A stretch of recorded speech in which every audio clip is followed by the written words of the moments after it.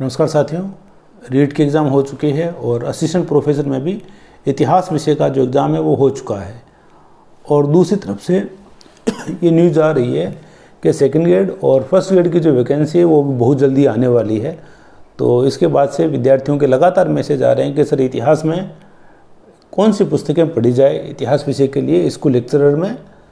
तो आप देखें कि जो स्कूल लेक्चरर में इतिहास विषय या अन्य जो भी विषय हैं उनका पेपर सेकंड है। और पेपर सेकंड की जब अपन बात करें इतिहास विषय में तो इसको मोटा मोटी सिलेबस के अंदर 4 भागों में इसको डिवाइड किया हुआ है। और वो जो 4 भाग हैं उसमें आप देखो कि एक आपसे सीनियर सेकेंडरी लेवल का नॉलेज आपसे पूछा जाएगा, नॉलेज आपका चेक किया जाएगा, उसके 55 क्वेश्चन हैं। इसी प्रकार से ग्रेजुएशन लेवल के 55 क्वेश्चन हैं और पीजी लेवल के या पोस्ट ग्रेजुएशन के 10 क्वेश्चन हैं। और एक यूनिट जो है वो एजुकेशनल साइकोलॉजी और उसमें दूसरी चीज़ें उससे संबंधित है, वहाँ से आपके 30 क्वेश्चन आएंगे। तो पेपर सेकंड जो है इसमें टोटल आपके 150 क्वेश्चन आने वाले हैं, जिसमें 120 जो क्वेश्चन हैं वो होंगे आपके इतिहास के। तो ये जो 120 क्वेश्चन हैं इनमें यदि अपन बात करें तो इसमें आपको प्राथमिक तौर पर या आपको जो किताब पढ़नी है वो है आपके माध्यमिक शिक्षा बोर्ड की किताबें। और माध्यमिक शिक्षा बोर्ड की जो 11वीं और 12वीं की जो किताबें हैं वो किताबें आप लोग ज़रूर पढ़ेंगे। और अभी हम लोगों ने रीट के एग्ज़ाम में हम लोगों ने देखा था कि ये जो किताबें हैं ये किताबें बहुत उपयोगी रही थी रीट के एग्ज़ाम के अंदर, बोर्ड की जो किताबें हैं। तो 11वीं 12वीं की जो किताबें हैं इतिहास विषय की या कोई भी साथी किसी भी विषय से तैयारी कर रहा है तो उसे बोर्ड की जो किताबें हैं ये ज़रूर पढ़नी चाहिए। तो एक तो आपको बोर्ड की किताबें देखनी है, फिर इसके बाद में जो इतिहास विषय है, इतिहास विषय में हम देखते हैं कि 4 खंड बने हुए हैं, प्राचीन भारत, मध्यकालीन भारत, आधुनिक भारत और विश्व इतिहास। ये जो 4 खंड हैं, इन 4 खंडों की जब हम बात करें तो प्राचीन भारत जो है, प्राचीन भारत में ये किताब आपको मैं जो बता रहा हूँ ये क्यों पढ़नी है इस पर भी हम बात करेंगे वीडियो के लास्ट में। जो भी किताबें आपको मैं बता रहा हूँ ये किताबें आपके लिए क्यों उपयोगी है उस पर भी हम लोग बात करेंगे। तो प्राचीन भारत जो है, प्राचीन भारत में आपको पप्पू सिंह प्रजापति की किताब आप लोगों को देखनी चाहिए। जो भी इनका नया जो एडिशन है वो आपको देखना चाहिए। फिर मिडाइवल में यदि अपन बात करें तो मिडाइवल में पप्पू सिंह जी की किताब आई हुई है, तराइन से पानीपत। और दूसरी जो किताब है पानीपत से आगे का जो इतिहास है, स्पेशली मुगलों का जो इतिहास है, वो दिसंबर तक आ जाएगी शायद किताब। तो आप में यदि सब्र करने की क्षमता है तो आप लोग दिसंबर तक वेट कर लीजिए, तब तक आप इन किताबों को पढ़िए। और नहीं तो आप मिडाइवल के अंदर सौरभ चौबे की किताब भी ले सकते हैं। फिर है आधुनिक भारत में यदि अपन देखें तो आधुनिक भारत के अंदर अभी हाल ही में अरविंद जी भास्कर ने 2 किताबें निकाली है आधुनिक भारत के लिए, तो वो दोनों किताबें आप लोगों को देखनी चाहिए। और विश्व इतिहास के अंदर भास्कर जी की जो किताब है वो पहले से ही चल रही थी, उसने अपनी उपयोगिता बहुत सारे एग्जामों में अपनी उपयोगिता को उस किताब ने सिद्ध किया है। तो इस बार भी आपको विश्व इतिहास में अरविंद जी भास्कर के साथ जाना चाहिए। तो ये आपके 4 खंड हैं और इन 4 खंडों के लिए आपको ये किताबें देखनी चाहिए। अब बहुत सारे जो विद्यार्थी हैं वो ये कहते हैं कि किताबें बड़ी है। अरविंद जी भास्कर ने विश्व इतिहास के बाद जब आधुनिक भारत लिखा तो उन्होंने पहली जो किताब आई वो तो छोटी थी, इस बार की किताब बड़ी आ गई, इनकी किताब बड़ी है। इसी प्रकार से पप्पू सिंह जी के लिए कहते हैं कि किताब बड़ी है। लेकिन आप देखो कि किताब बड़ी है, लेकिन आप बताओ कि छोटी किताब होती कौन सी है। जब प्राचीन भारत में हम केसी श्रीवास्तव पढ़ते हैं तो वो भी आप देखो बहुत बड़ी किताब है। वीसी पांडे देखते हैं तो वीसी पांडे के 2 वॉल्यूम हैं, वो भी प्राचीन भारत के लगभग उसी साइज़ के बन जाते हैं। लेकिन आप देखो कि ये जो किताबें हैं, चाहे अरविंद जी भास्कर की किताब है, चाहे पप्पू सिंह जी प्रजापति की किताब है, ये बड़ी इसलिए है क्योंकि पिछली बार जब पप्पू सिंह जी प्रजापति की किताब आई तो उसके पीछे 100 संदर्भ ग्रंथों की सूची थी कि उन्होंने इन रेफरेंस बुक को लेकर के तथ्यों का संकलन किया है। इसी प्रकार से आप देखो कि अरविंद भास्कर जी की जो किताब है उसके बारे में यदि हम बात करें तो कल मैं कॉलेज की लाइब्रेरी में बैठा आधुनिक भारत में अंग्रेजी राज नाम से किताब है सुंदरलाल की।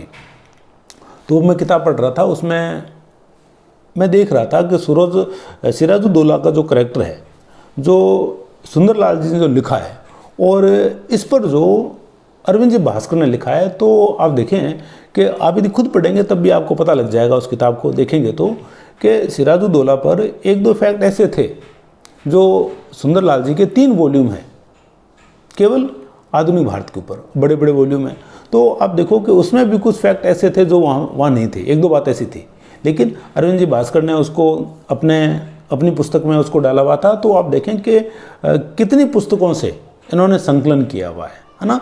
तो ये जो किताबें बड़ी है, लेकिन इनके पीछे बहुत सारी जो संदर्भ ग्रंथ हैं वो इनके अंदर समाहित है, इनके जो तथ्य हैं जो आपके लिए उपयोगी हैं वो उसके अंदर समाहित है। इसके कारण जो किताब का साइज है वो बड़ा हो गया है। दूसरी बात, यदि आप लोग अच्छी ये जो किताबें हैं ये यदि पढ़ करके जाएंगे तो एक आपके अंदर एक संतुष्टि रहेगी कि भाई हम ये जो किताब है ये किताब पढ़ करके आए हैं, और आपके अंदर आत्मविश्वास बना रहेगा। तो ये किताबें आप लोगों को देखनी चाहिए। और दूसरी बात ये है कि पेपर यदि आसान आ जाता है तब तो हो सकता है कि बोर्ड की जो किताबें हैं 11वीं 12वीं की, उससे भी आपका काम चल जाए। लेकिन अब हम रिस्क नहीं ले सकते ना, रिस्क नहीं ले सकते हम लोग। यदि पेपर का जो स्तर है वो यदि कठिन आया तो ये जो किताबें हैं यही किताबें हैं जो आपकी नौका को पार लगाएगी। इसलिए इन किताबों को पढ़ना आप लोगों को बहुत ज़्यादा ज़रूरी है।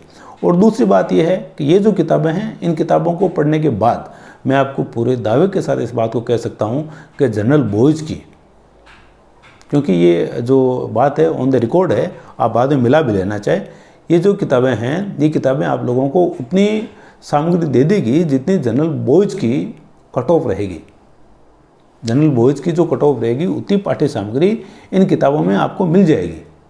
तो ये किताबें आप लोगों को पढ़नी चाहिए, और ये यदि पढ़ लेते हैं तो फिर आपको दूसरी जो सामग्री है वो आपको पढ़ने की जो आवश्यकता है वो आप लोगों को बिल्कुल नहीं रहेगी। तो ये किताबें आप लोगों को पढ़नी चाहिए। दूसरी बात, अभी आप हाल ही में रीट या असिस्टेंट प्रोफेसर या एसआई का जो भी एग्ज़ाम दे करके आए हैं, तो आप लोग वहाँ जो गलती करके आए हैं या तैयारी के दौरान वहाँ जो गलती हो गई थी वो गलती आप यहाँ नहीं करें आप, है ना। और उस चीज़ को क्या है नोट डाउन करें आप कि ये जो गलतियाँ हैं ये गलतियाँ मुझसे उस एग्ज़ाम के अंदर हुई थी, और वो जो गलतियाँ हैं वो मैं आगे के एग्ज़ाम में नहीं करूँगा। देखो, जीवन जो है, जीवन में हमें भाई हर बार कोई नए प्रयोग करने नहीं होते हैं। जो पीछे जो प्रयोग हो गए हैं ना, उन प्रयोगों से हमें सबक लेने की ज़रूरत है, हमें सीख लेने की ज़रूरत है, ताकि आगे ये जो एग्ज़ाम है इस एग्ज़ाम में आप लोग निश्चित ही सफलता को प्राप्त करें। रीट में आपका प्रदर्शन कैसा रहा? रीट एग्ज़ाम हो चुकी है।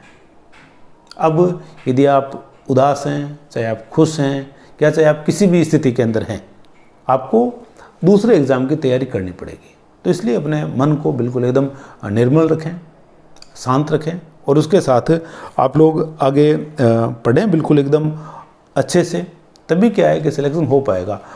अब कई जो विद्यार्थी हैं वो अभी लग जाएंगे कि इतनी बड़ी बड़ी किताबें पढ़ी जाएगी क्या, इतना होता है क्या, वो कभी नहीं कर पाएंगे, वो कभी कर ही नहीं पाएंगे, क्योंकि वो पहले से ही इसी प्रोसेस में खुद को डाल रहे हैं कि हमें इतना करना ही नहीं है। और यदि आपको सिलेक्शन करवाना है तो ये जो चीज़ें हैं ये चीज़ें आप लोगों को पढ़नी पड़ेगी, और निश्चित ही आप लोगों को ये पढ़नी ही पड़ेगी, तभी आप लोगों का जो सिलेक्शन है वो हो पाएगा। और अभी रीट में भी हम लोगों ने निःशुल्क टेस्ट सीरीज शुरू की थी बोर्ड की किताबों के आधार पर, और इस बार भी हम सेकंड ग्रेड और फर्स्ट ग्रेड दोनों के लिए प्रयास करेंगे यदि आप लोगों का सहयोग रहता है तो। ये देखो, ये कंडीशन है, ये वचनबद्धता नहीं है कि हम, लेकिन यदि आप लोगों का सहयोग यदि रहता है अच्छा, हालांकि पिछली टेस्ट सीरीज़ में कुछ ज़्यादा सहयोग आप लोगों का नहीं रहा था, ये भी मैं कह दूं आपको।